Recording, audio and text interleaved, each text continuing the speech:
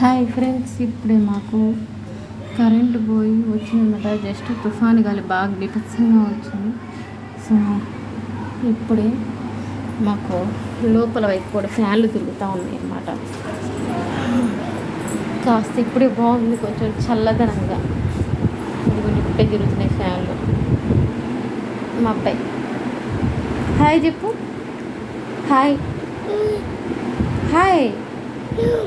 No okay, ఏదో ఒకటి చెప్పావు. థ్యాంక్ కూర్చో.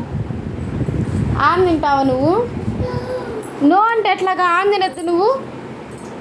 చపాతి బుజ్జిబాబు, చపాతి. దీనికి మందులు వేసుకున్నాను, పని అయిపోయింది. బుజ్జోడికి అత్తయ్య మెరించి వేసేసి అయిపోయింది. అది ఆ డేసేక్లో మీను వేయాలి, ఇందులో కరెంటు పోయింది.